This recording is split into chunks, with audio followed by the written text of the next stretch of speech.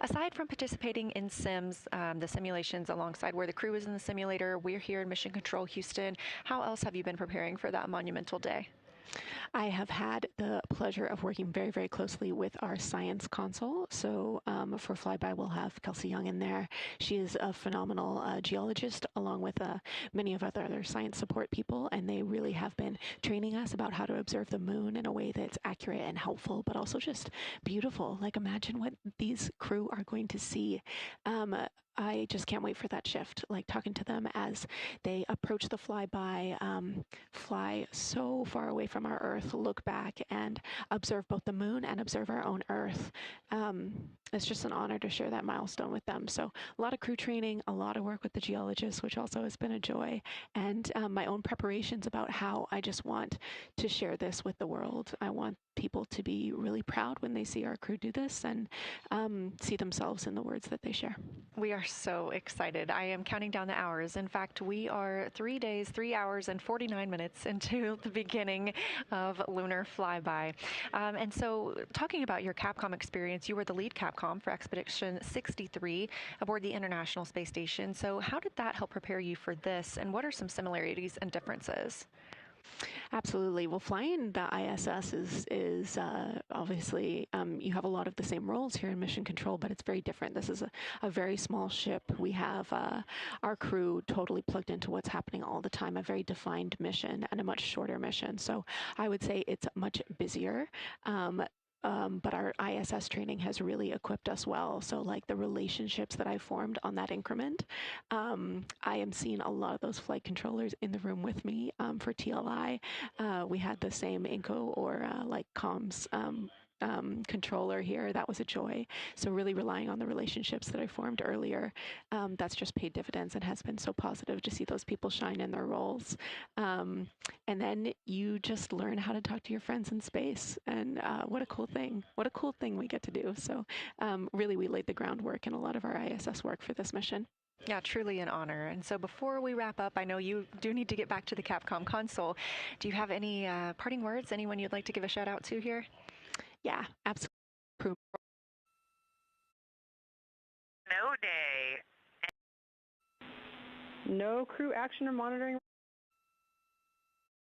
One burn today.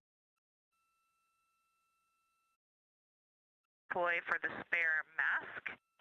And we have a question about the PCD for when convenient.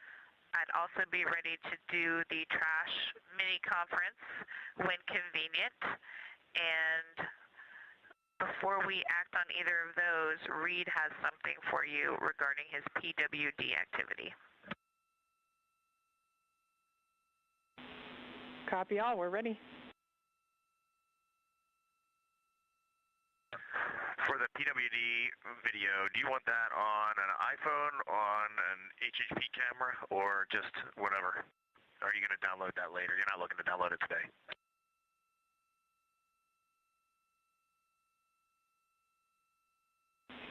Reed, we are not planning to download that video during the mission, so dealer's choice.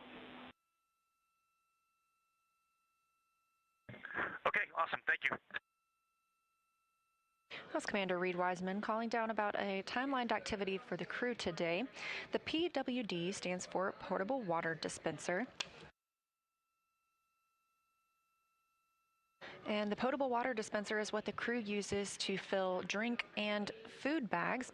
So the request from the ground and timelined on the astronaut schedule for today is to take a video using that potable water dispenser while filling up a drink bag, filling up a rehydratable food bag. Again, this is a test flight, and so we are experiencing everything for the first time with humans living aboard Orion. So this video will be reviewed by the teams on the ground after the mission.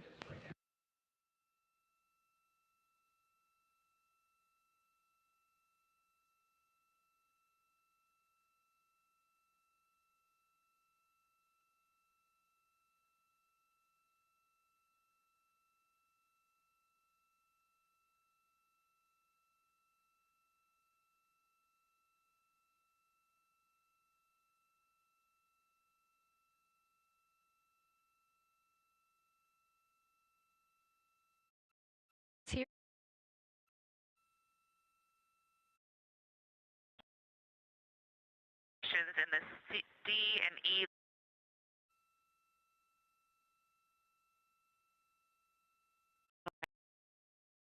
We'll take that uphill.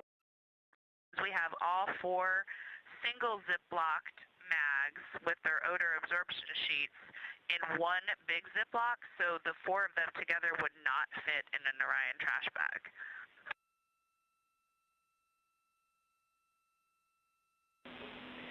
Christina, we copy that location and that request. We're going to assess and let you know if anything